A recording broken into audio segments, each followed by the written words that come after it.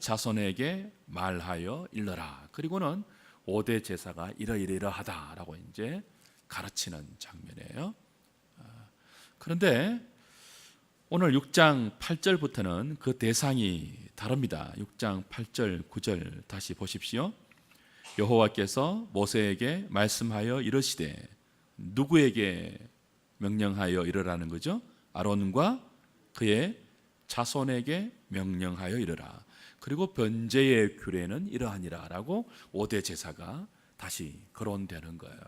그러니까 1장 3절부터 6장 7절까지는 누구를 향하여 5대 제사를 가르치는 내용이에요? 이스라엘 일반 백성들이에요. 그죠? 백성들이 언제 어떤 상황에서는 이런 제사를 이런 제물로 드려야 한다라고 가르쳤다면 6장 8절부터 7장 마지막 절까지는 그 제사를 실제적으로 집례하는 누구를 대상으로 지침을 주는 거예요? 제사장들을 대상으로 해서 너희들이 백성들이 이런 제사를 드리러 올 때 그들과 함께 이렇게 그 제사를 집례하라 라고 제사의 구체적인 지침을 주고 있는 거죠.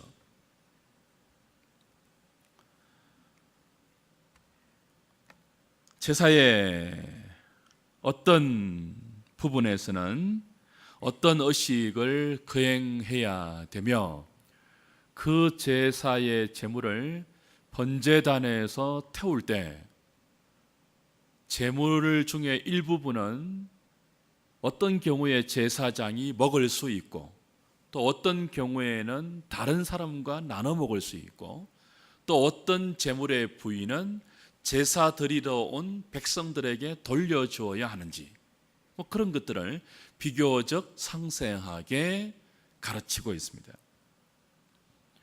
그래서 1장 3절부터 6장 7절까지는 일반 백성을 향한 제사 규례라고 했죠.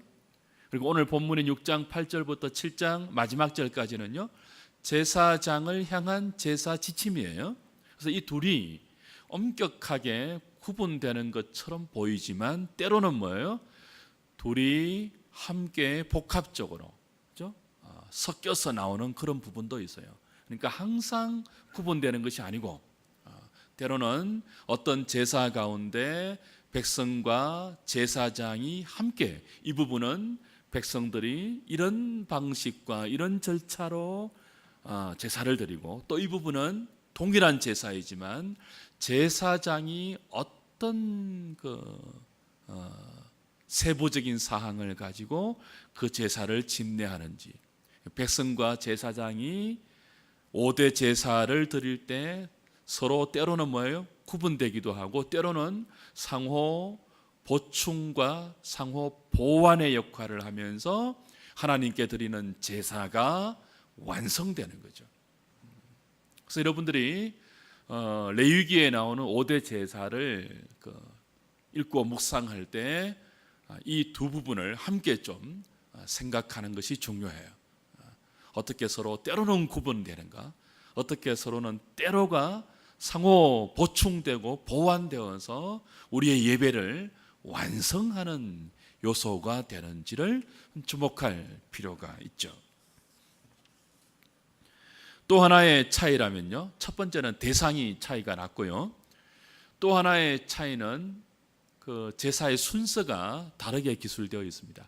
1장 3절부터 6장 7절까지는 5대 제사의 순서가 번제, 소제, 그 다음 뭐로 나왔죠? 화목제, 속제제, 속건제의 순서로 설명이 되었어요. 근데 6장 8절부터 7장 마지막 절까지는요, 번제와 소제는 동일해요. 근데 세 번째 나오는 화목제가 맨 마지막으로 돌아갑니다. 그래서 속제제, 속건제가 먼저 나오고 맨 마지막에 화목제가 설명이 되어요. 왜 순서의 차이가 있을까요?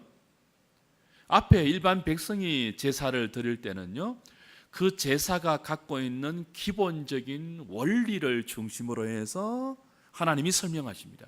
그러니까 가장 기본이 되는 번제, 그 번제에 대한 감사로 소제, 그리고 특정 죄를 범했을 때 용서받을 수 있는 속죄제, 그 다음에 화목제가 나오고 세 번째, 그죠? 번제와 소제를 통해서 그 모든 이스라엘 공동체가 서로 화목할 수 있는 수평적인 교제의 중요성을 하나님이 보시면서 화목제를 세 번째로 넣었고요. 그 다음에 특정한 죄를 범했을 때 어떻게 용서받을 수 있는지 속죄제와 속건제, 그 죄가 이웃의 재산에까지 피해를 입었을 때 어떻게 속건제사를 통하여서 하나님께 용서받을 수 있고 또 이웃에게 배상할 수 있는가 하는 신학적인 원리로 일반 백성에게는 그 순서로 제사의 그 원리가 배열되었다면 제사장에게 5대 제사를 설명할 때는요, 신학적인 원리보다는 실제적인 원리예요. 그러니까 제사를 드리는 횟수라든지 제사장이 가장 많이 섬겨야 하는 제사의 순서대로 5대 제사가 나열되어 있습니다. 그러니까 번제와 소제는 똑같죠. 왜냐하면 번제와 소제는 매일 드려야 하거든요. 오늘 아침 민수기 28장의 묵상 본문에 뭐가 나왔어요? 오늘 묵상하셨으면 아시겠죠? 민수기 28장이 어떤 내용입니까? 광야 40년을 끝내고 약속의 땅을 눈앞에 두고 있는 이스라엘 백성들에게 2차 인구 조사를 시키고 나서, 그죠? 니네들이 이제 약속의 땅에 들어가면 가장 먼저 해야 할 일이 있는데 그게 뭐냐라고 할 때 예배라는 거예요. 제사라는 거예요. 그래서 매일 2번씩 뭐를 드리라고 했죠? 번제를 드리라고 했죠. 아침과 저녁으로 상번제를 드리고, 그리고 매주 뭐예요? 안식일 때 또 제사를 드리라고 했죠. 그리고 뭐예요? 매월 첫날 초하루 월삭을 통해서 매월 뭐예요? 제사를 통해서 하나님께 나가라고 했죠. 그러니까 매일도 예배드려야 하고 매주 뭐예요? 예배드려야 하고 매월 하나님께 예배하면서 하나님의 은혜를 기억해야 하는 백성들이 약속의 땅에 들어가서 믿음으로 살아야 할 이스라엘 백성들이에요. 그 맨 처음이 뭐죠? 번제예요, 번제. 매일 아침 저녁으로 이스라엘은 번제를 드려야 되죠. 상번제예요. 그 번제와 더불어서 드리는 제사가 뭐죠? 소제입니다. 그러니까 번제와 소제는 매일 드리는 제사예요. 제사장이 제사를 집례하고 그 제사를 통하여 백성을 섬기고 하나님을 섬기는데 가장 많이 섬기는 제사가 뭐라고요? 번제와 소제이니까 가장 먼저 나오는 거예요. 그 다음에 세 번째로 나오는 것이 뭐죠? 속죄제입니다. 네 번째가요? 속건제예요. 왜 일반 백성과 달리 화목제가 맨 뒤로 가느냐? 속죄제와 속건제가 세 번째, 네 번째로 오느냐 하면 속죄제와 속건제는요, 절기와 필요에 따라서 드려야 하는 제사입니다. 절기 때마다 속죄제를 드려야 합니다. 반면에 화목제는요, 정기적인 예배가 아니에요. 그야말로 자원해서 드리는 예배입니다. 제사이죠. 그래서 화목제의 제물은 온 백성이 함께 먹을 수 있었죠. 그 자원에서 친교하기를 원할 때 내가 받은 하나님의 은혜를 서로 나누면서 백성들 안에 하나님의 은혜가 충만하게 번져가고 그 결과 샬롬이 나를 통하여서 공동체 가운데 충만하게 확장되기를 자원할 때 화목제를 드렸단 말이에요. 그러니까 화목제는 뭐예요? 정기적으로 드리는 정기적인 제사가 아니에요. 비정규적으로 드리는 자원제이기 때문에 가장 나중에 배치된 거죠. 그래서 6장 8절부터 7장 마지막 절까지 다루는 5대 제사는 앞에서 다루는 5대 제사와 일단 대상이 달랐고 두 번째는 순서가 달랐는데 그 순서는 제사장이 실제적으로 제사를 드릴 때 가장 많이 접하는 제사부터 이렇게 순서대로 나열했기 때문에 순서의 차이가 왔다 하는 것들을 기억하시면 되겠습니다. 오늘 본문은 그 중에서도 번제와 관련된 제사장의 실제적인 직무를 다루고 있습니다. 이미 말씀드린 대로 레위기 1장에서 일반 백성들이 번제를 드릴 때는, 그죠? 절차에 관한 것이었습니다. 번제는 우리의 원죄를 처리하는 거였죠. 우리의 죄성을 깨달았을 때 제사자가 그 죄성을 들고 하나님께 나아가 용서받고 그것에 감사하여 자기 전체를 하나님께 드리는 의미의 헌신을 표시하는 제사가 번제였습니다. 이 번제가 나머지 모든 제사의 기본이 되는 제사예요. 그래서 레위기 1장에서 번제는요, 그 번제를 어떤 경우에 드려야 하며 어떤 절차를 통해서 제사 드리는 백성들이 이 번제를 드려야 하는지 그것을 다루었다면, 오늘 본문은요, 제사장이 그런 백성과 더불어서 번제를 드릴 때, 그죠? 어떤 방식으로 제물을 태워야 하는지, 제물을 태웠을 때 생기는 죄를 어떻게 처리해야 하는지, 그리고 그와 관련된 몇 가지 추가 사항을 덧붙여서 번제가 하나님 앞에서 완성되게 한 거죠. 오늘 짧은 본문에서 가장 눈에 띄는 것은 번제단 위에 꺼지지 않아야 하는 불입니다. 불. 9절 보십시오. 아론과 그의 자손에게 명령하여 이르라. 번제의 규례는 이러하니라. 라고 하고 나서 곧바로 번제물은 아침까지 제단 위에 있는 석쇠 위에 두고 제단의 불이 그 위에서 꺼지지 않게 할 것이요. 제사장이 번제를 집행할 때 가장 염두에 둬야 할 것이 뭐라는 거예요? 번제단 위에 올라가 있는 제물을 태울 번제단의 불을 꺼뜨리지 말아야 한다는 거예요. 이건 3번이나 반복됩니다. 12절 보십시오. 제단 위에 무엇은요? 불은 항상 피워 꺼지지 않게 할지니. 제단 위에 불이 항상 꺼지지 않기 위하여 제사장이 어떻게 합니까? 아침마다 나무를 그 제단에서 피우는 거예요.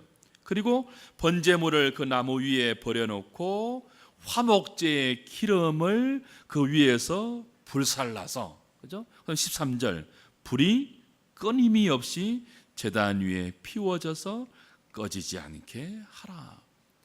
그 번제에 관한 제사장의 실제적인 직무의 지침 중에서 가장 많이 반복되게 언급되는 것이 뭡니까? 번제단의 불을 절대로 꺼뜨리지 마라. 그거예요. 불을 꺼뜨리지 않는 것. 굉장히 중요한 제사장의 직무였죠. 여기서 번제단의 불은요, 하나님의 영광과 임재를 의미합니다. 레위기 9장으로 한번 넘어가 보십시오. 레위기 9장 24절입니다.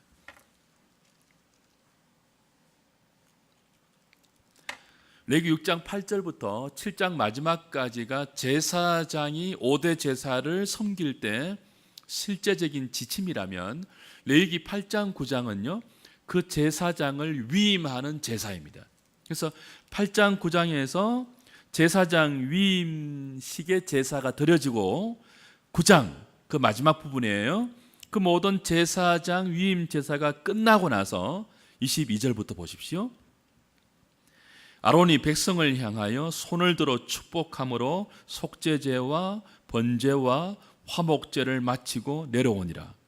23절, 모세와 아론이 회막에 들어갔다가 나와서 백성에게 축복함에 여호와의 영광이 온 백성에게 나타나는데, 자, 이런 배경이에요. 자, 8장 9장이 뭐라고 했죠?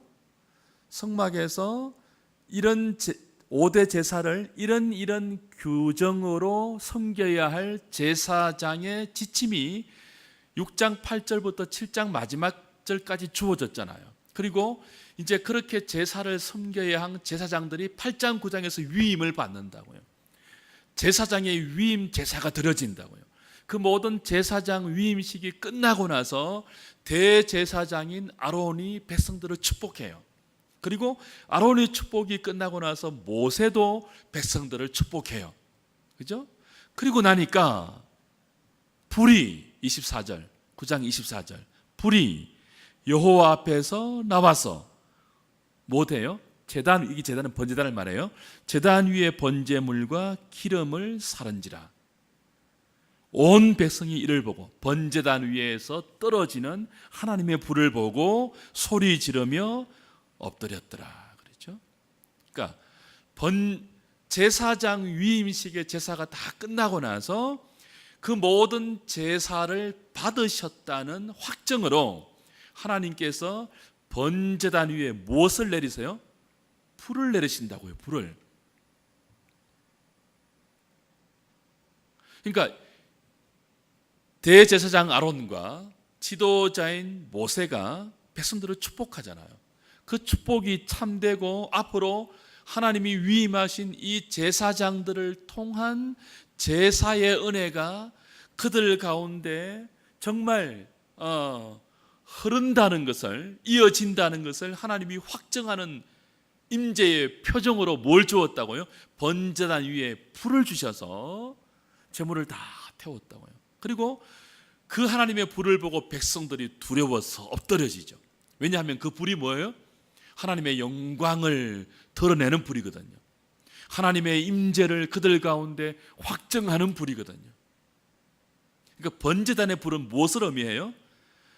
번제단 위에 올라간 제물을 태우는 불인 동시에 그 제물을 태움으로 백성들의 죄를 용서하시고 죄로 촉발된 하나님의 진노를 하나님의 은혜로 바꾸는, 하나님의 영광과 하나님의 임재로 바꾸는 영광의 불이에요.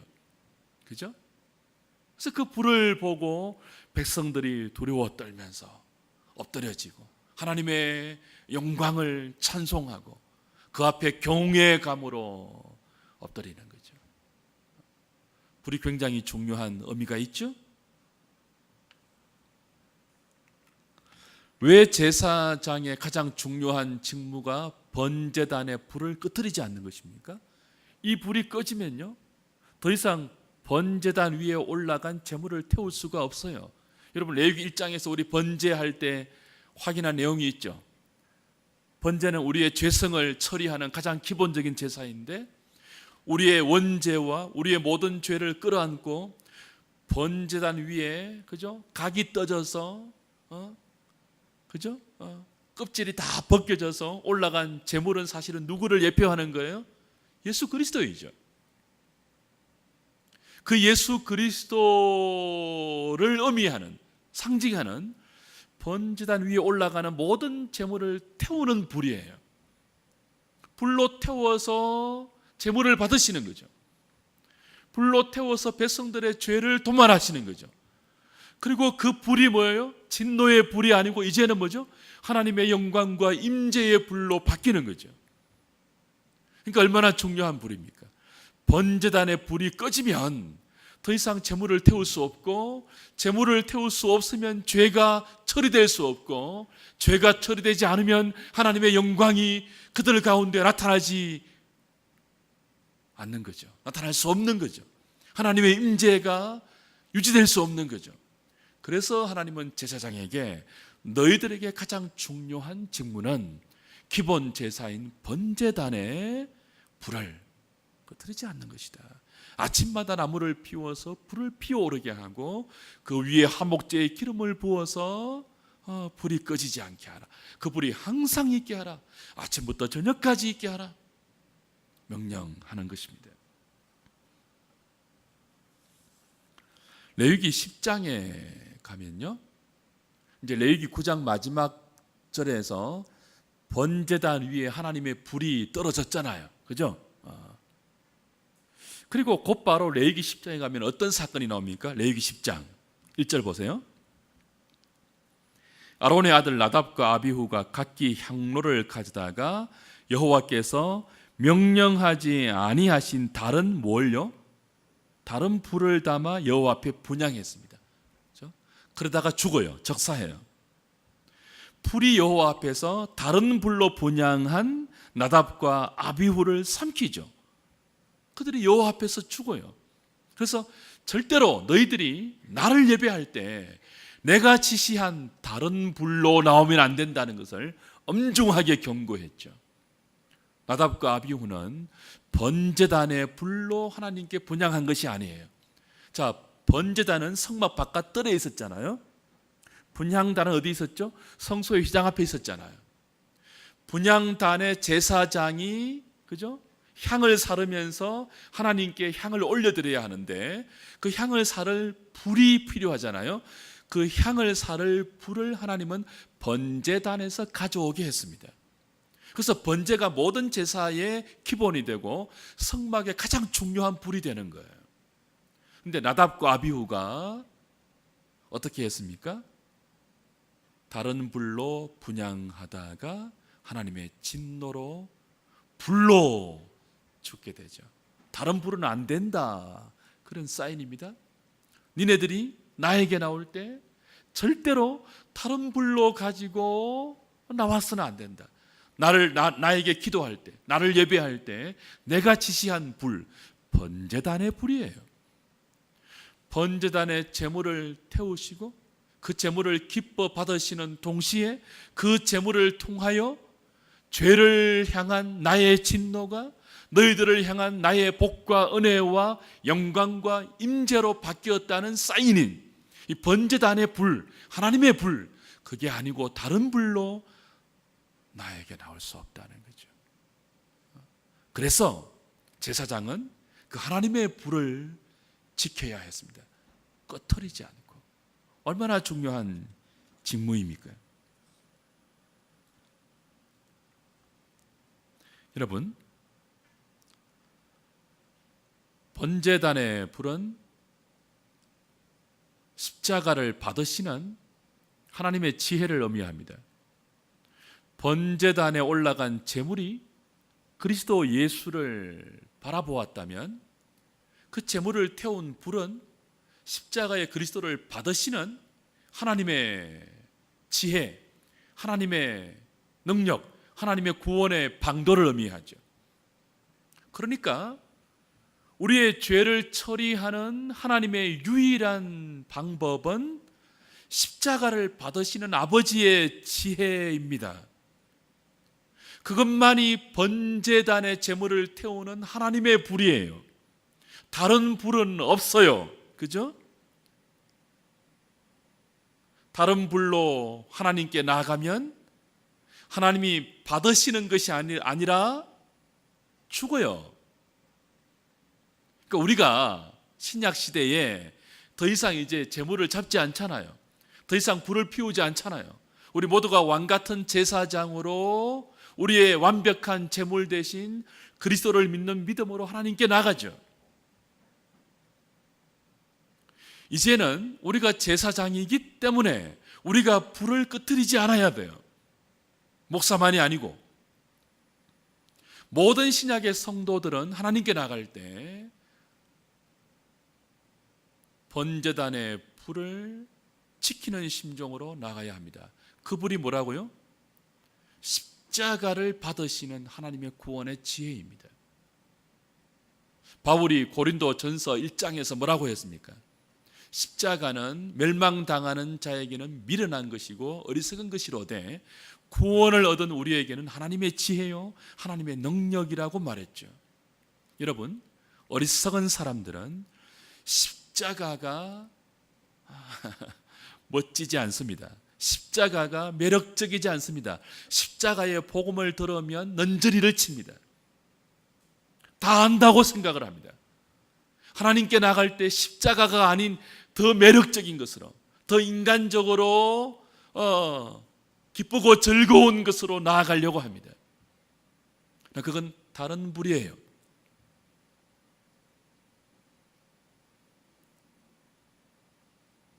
십자가가 아닌 다른 것을 붙들고 하나님께 나아가면 은혜는 커녕 하나님의 영광과 하나님의 임재를 경험하기는커녕 우리의 영이 죽어요. 다른 불로 들이다가 죽은 나답과 아비후처럼 죽어요. 그러니까 우리의 예배는 멋질 필요가 없습니다. 매력적이거나 아름다울 필요가 없어요. 하나님이 지시하는 그대로 가장 원리적인 방식으로, 가장 원색적인 복음 그대로 십자가를 살려서 언제 어디서든 강단 위에서는 십자가의 복음을 통하여서 모든 주의 백성들이 하나님께 나갈 수 있도록 그리스도의 피를 선포해야죠. 우리의 죄를 도말할 수 있고 우리의 죄를 처리할 수 있는 유일한 하나님의 지혜는 십자가밖에 없다는 것을 우리는 늘 기억하고 늘 묵상하고 늘 리마인더 해야 합니다. 그게 제사장의 책임이고 의무입니다. 그 불을 끄트리지 말아야 돼요. 십자가의 불, 십자가의 은혜, 십자가의 능력.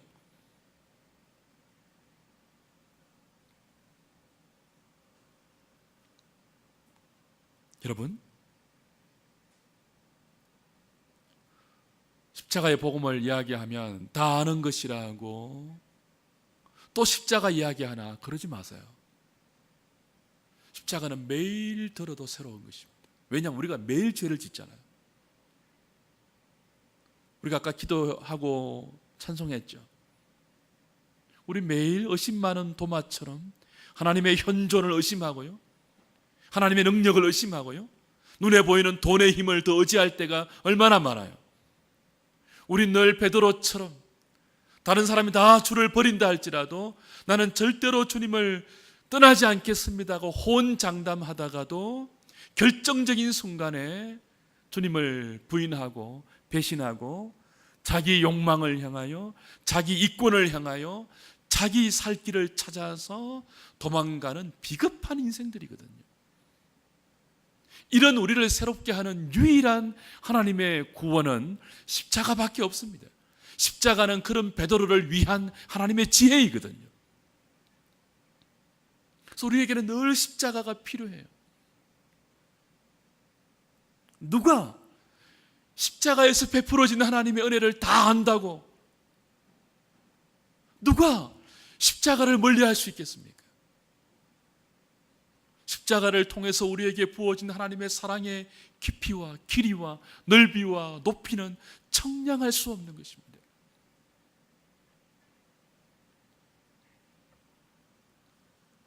또 한편 번제를 통해서 제사장이 기억해야 하는 제사의 또 다른 지침은 죄를 처리하는 거예요. 10절 11절 보십시오. 오늘 레위기 6장 10절 11절.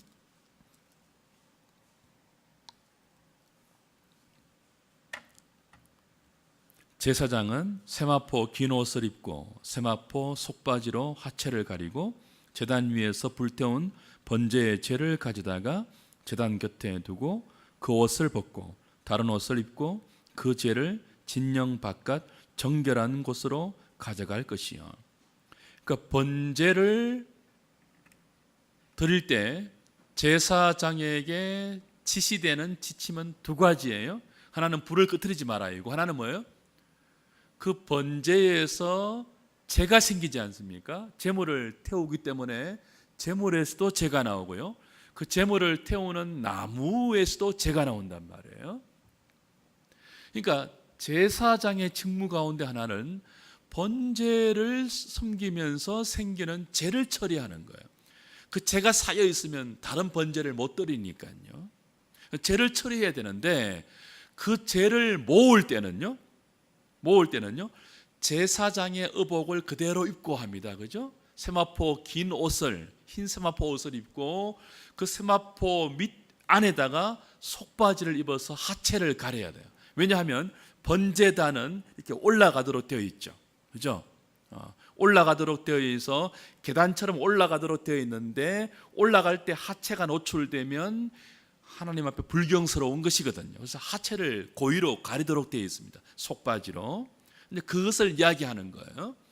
그러니까 번제단에서 생긴 죄를 모을 때는 제사장의 의복을 그대로 입고 했습니다. 그리고 그 모아진 죄를 바깥 진영 밖에 버릴 때는요, 그 옷을 갈아입고 다른 옷으로 입고 진영 바깥 죄를 버리는 곳으로 나가 죄를 처리하도록 했어요. 왜 그랬을까요? 옷을 갈아입어야 되거든요. 이건 제사장의 옷이 진영 바깥으로 나가 죄를 버릴 때 그 옷이 오염되기 때문입니다. 제사장의 의복은 성막 안에서 제사 드릴 때 입는 거룩한 옷이죠. 우리 출애굽기 성막할 때 배웠죠, 그죠? 이제 성막 밖에 그리고 이스라엘 진영 밖에 죄를 버리러 나갈 때는요, 거룩한 옷을 입고 나가면 그 거룩한 옷에 오염이 생기죠. 그래서 뭐예요? 나갈 때는 옷을 벗고 다른 옷으로 갈아입고 나가서 거룩한 옷의 오염을 막도록 한 거예요. 제사장의 의복이 오염되면 그들이 섬기는 성막도 더럽혀지고 결국 제사도 오염되기 때문에 하나님의 은혜가 임할 수 없는 거죠. 이건 제사장의 거룩에 관한 지침입니다. 여러분 생각해 보세요. 굉장히 중요한 거예요. 번제단에 불을 끄트리지 않는 것만큼 중요한 게 뭐예요? 번제단에서 항상 있는 그 불이 필연적으로 가지고 오는 죄를 처리하는 방식입니다. 자, 보십시오. 번제단의 불이 무엇을 의미한다고 했죠? 하나님의 영광과 우리의 죄를 하나님께서 받으시고 용서하시고 그 죄에 대한 진노를 하나님의 은혜로 바꾸시는 임재의 상징이었죠. 그러니까 하나님의 은혜가 우리에게 부어지면요, 끝나는 게 아니에요. 그 은혜로 끝나는 게 아니에요. 그 은혜에 부산물이 생긴단 말이에요. 번제단에서 제물이 태워지면, 불로 말미암아 제물이 태워지면 그 제물이 태워지는 부산물이 죄잖아요, 죄. 그 죄를 처리할 때 어떤 위험성이 있습니까? 오염될 수가 있습니다. 여러분 그런 경험 없으세요? 가장 은혜 많이 받고 나서 가장 넘어질 수 있는 시험 말이에요. 저는 있거든요. 청년 시절에 오살리 기도원 가서 방언을 받았습니다. 제가 지금은 그런 거 다 이제 정리를 바르게 해서 다 이제 처리할 수 있지만 그때는 어릴 때니까 그게 안 됐죠. 방언하면서 한참 제 영혼이 고양되었죠. 그리고 제가 26살 때예요. 청년부 회장을 할 때인데 성결교회에 잠시 다닐 때입니다. 돌아와서 교회에서 막 방언을 하니까 여전도의 회장이 저한테 와서 방언기도 가르쳐 달라고 하는 거예요. 그리고 자기 집에 저를 불러서 식사를 대접했습니다. 한껏 고양되었겠죠. 방언기도 막 할 때니까. 그때 제가 어떤 죄에 넘어진 줄 아십니까? 방언기도 막 가르치고 나서 그 이전도 회장이 담배를 못 끊었다고요.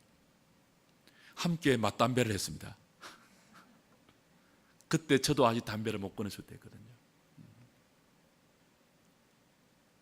한참 은혜를 받고 막 방언기도 가르쳐주고 막 같이 뜨겁게 기도하고 나서 그녀의 연약한 담배를 못 끊었다는 고백을 듣고 나서 괜찮아요. 저도 아직 피워요. 그러면서 같이 피웠다니까요. 은혜를 처리할 때 시험 들 수 있습니다.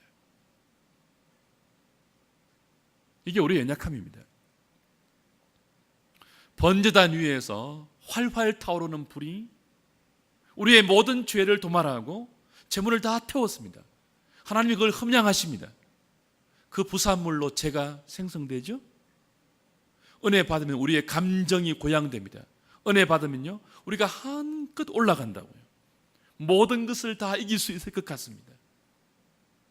세상이 새롭게 보이죠. 두려움이 사라지고 담대함이 생깁니다. 그런 감정. 근데 이 감정을 처리하는 것이 중요합니다. 성경 말씀으로 차분하게. 그때 여러분의 거룩이 오염되지 않도록 해야 돼요. 옷을 갈아입어야죠. 그 뜨거운 은혜를 체험하고 진영 바깥으로 나갈 때 옷을 갈아입어야 돼요. 여러분의 거룩이 오염되지 않도록. 김용희 선교사라는 분이 있습니다. 자칭 자칭 선교사라고 그러는데요. 누가 선교사로 명령해 준 적도 없고 파송한 적도 없는데 자기 스스로 선교사래요. 그냥 제가 실명을 밝히는데 밝혀야 할 이유가 있습니다. 영향력을 너무 많이 끼치기 때문에 그래요. 교회 지도자들도 분별력을 발휘하지 못하면서 연합 집회 같은 거 할 때 이분을 강사로 많이 초빙합니다. 해운대 백사장에서도 막 초빙해서 막 몇만 명이 모여 설교 듣고 했죠. 근데 이분이 복음학교라는 것을 하는데요, 3일 동안 합숙하면서 복음학교를 해요. 제가 전에 한번 말씀드렸죠. 복음학교의 가장 중요한 내용이 뭐예요? 3일 동안 공개적으로 죄를 자백하게 하는 것입니다. 공개적으로.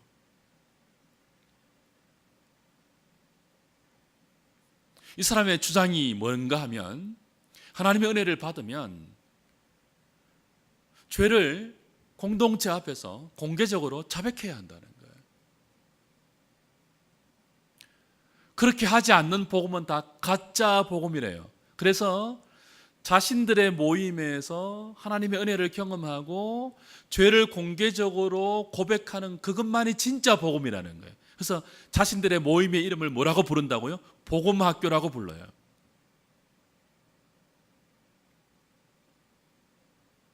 근데 거기 다녀오면 어떤 결과가 초래될까요?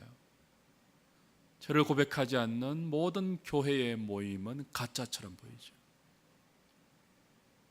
죄를 공개적으로 자백한 자신들은 어떻게 될까요? 나중에는 상대방을 다 그 고백을 들은 마음으로 봅니다. 저 음란한 죄를 저질른 지도자, 그렇게 거룩하게 보이는 저 지체가 그렇게 몹쓸 짓을 행했다니. 우리의 연약함을 모르는 거죠. 여러분, 역사적으로 교회가 공개적으로 죄를 자백한 적이 없습니다. 1907년도 평양 대부흥 운동을 쉽게 말하지 마세요. 그것이 교회 공동체 가운데 하나의 공식적인 프로그램으로 정해진 적이 한 번도 없다고요. 공적인 예배 가운데 하나님이 역사하면은 죄를 공개적으로 자백한다 그러면서 다 나와서 죄를 자백하는 그런 것이 없었다고요. 하나님은 그런 분이 아니에요. 이게 뭡니까?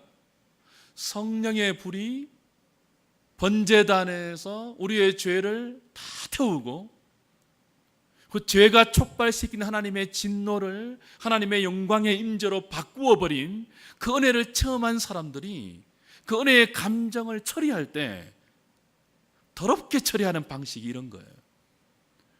은혜를 처리한다고 하는데 자기를 더럽히는 거예요. 공동체를 더럽히는 거예요. 거룩을 유지하지 못하는 거죠. 그와 같은 것이 많이 있을 수 있습니다. 그래서 제사장에게 번제의 실제적인 지침을 줄 때 항상 불을 끄트리지 않는 동시에 그 불이 가지고 오는 필수적인 부산물을 제를 처리할 때 너희들의 거룩이 오염되지 않도록 옷을 갈아입고 나가서 진영 바깥에 그 죄를 버리라 명령하시는 거죠. 사랑하는 여러분, 은혜 받았다고 그 은혜 받은 감정을 함부로 다루지 마세요.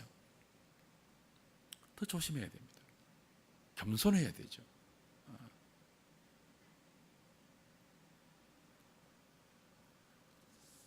말씀을 정리하죠. 불이 꺼진 제철소의 용광로를 상상할 수 없습니다. 냉각수가 끊어진 원자력 발전소의 원자로를 상상할 수 없습니다. 재앙입니다.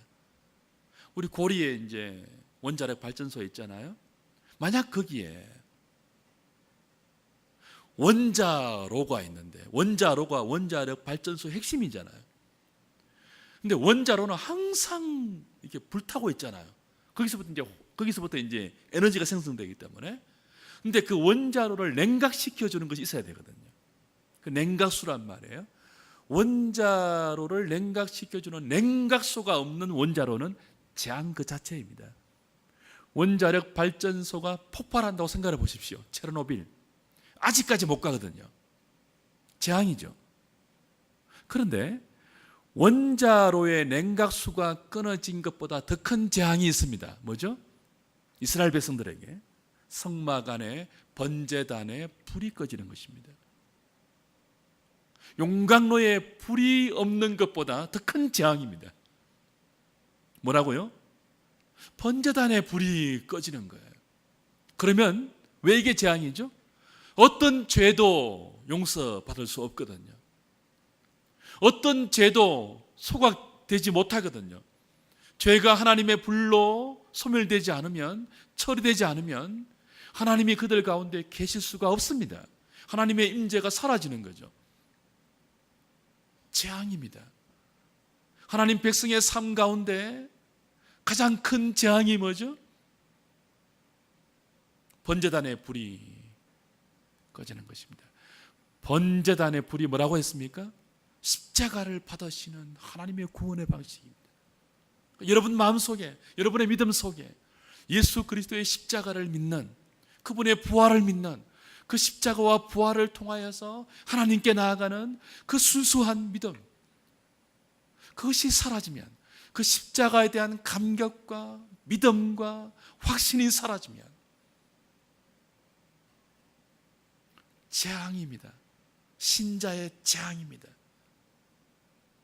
그리스도인이 통장에 돈이 없어도 살아갈 수 있습니다. 살독에 살이 떨어져도 살아갈 수 있습니다. 하나님께서 모든 것들을 예비하고 있으니까요. 그러나 번제단의 불이 어미하는 십자가의 은혜가 사라지면 우리는 끝납니다. 저금 통장의 잔고가 아무리 많아도, 살독의 살이 아무리 풍성하게 채워져 있어도, 여러분의 마음 가운데, 여러분의 심령 가운데, 여러분의 영혼 속에 십자가를 향한 감격과 확신과 믿음이 사라지면 재앙 중의 재앙입니다. 하나님께 나와도 아무런 은혜가 없죠. 십자가를 붙드는 그 믿음 없이, 그리스도의 십자가에 대한 여러분의 확신 없이, 여러분의 그 뜨거운 마음 없이 하나님께 나오는 것은 다른 불을 가지고 나오는 거예요. 십자가 밑에서 여러분의 마음이 고양되지 않는데, 그래서 자꾸 다른 것으로 여러분의 마음을 감정적으로 고치시키려 하는 것은 다른 불로 하나님을 분향하는 나답과 아비후의 전철을 밟는 거예요. 찬송으로 감정을 고양시키려고 하지 마세요. 다른 프로그램으로 여러분의 기분을 상승시키려고 하지 마세요. 믿음으로, 십자가를 붙드는 믿음으로 하나님께 나아가십시오. 그것이 우리가 끄트리지 말아야 할 번제단 위의 불입니다. 여러분의 제사장이기 때문에. 하나님께서 십자가를 믿는 여러분의 믿음의 은혜를 주실 때 그 은혜를 처리하는 방식이 중요합니다. 그 은혜를 함부로 쏟아 놓아서 여러분의 거룩이 손상되지 않도록 조심하십시오. 은혜 받았을 때 조심하십시오. 조심하고 또 조심하십시오. 그 은혜에 세상의 것이 묻지 않도록, 그 은혜가 여러분을 더 함부로 속된 것에 여러분을 노출시켜서 여러분의 약함과 여러분의 실력을 교만으로 변질시키지 않도록 조심하십시오. 우리의 거룩을 유지하고 십자가를 붙드는 번제단의 불을 늘 피워서 하나님의 임재를 경험하고 하나님의 영광의 불 앞에서 늘 엎드려지는 그런 신앙의 겸손을 유지하면서 생명과 하나님의 복을 여러분의 일상으로 맛볼 수 있는 저와 여러분 될 수 있기를 주님의 이름으로 축복합니다. 찬송하죠. 298장입니다.